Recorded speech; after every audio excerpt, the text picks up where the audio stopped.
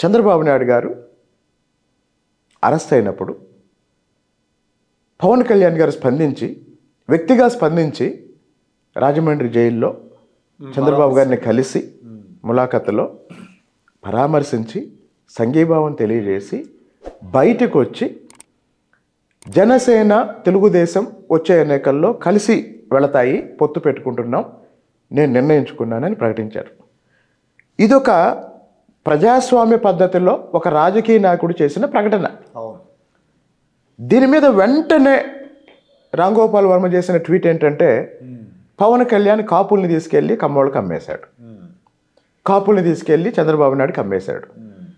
అంటే ఈ దేశంలో 1952లో మొట్టమొదటి సార్వత్రిక ఎన్నికలు జరిగాయి. 52 నుంచి 2019 వరకు ఎన్నో పార్టీలు పొత్తు పెట్టుకున్నాయి.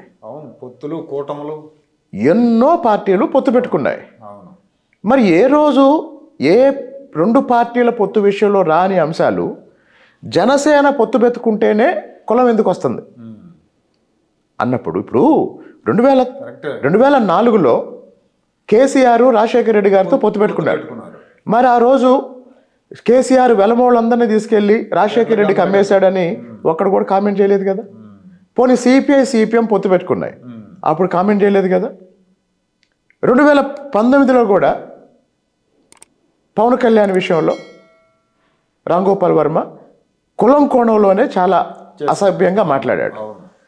తర్వాత ఒక పక్కనేమో పవన్ కళ్యాణ్ని టార్గెట్ చేసి కాపుల్ని రెచ్చగొట్టేటట్టు మాట్లాడుతున్నాడు, ఇంకో పక్క చంద్రబాబు నాయుడు గారిని, లోకేష్ గారిని, కుటుంబ సభ్యుల్ని టార్గెట్ చేసి అశ్లీలంగా పాత్రలు సృష్టించి మళ్ళీ అక్కడ కూడా కులాన్ని తీసుకొచ్చి వీళ్ళందరినీ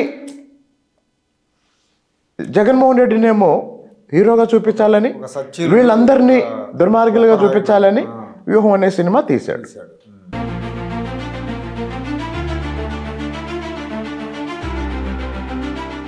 Like, share and subscribe to Rajaniti channel.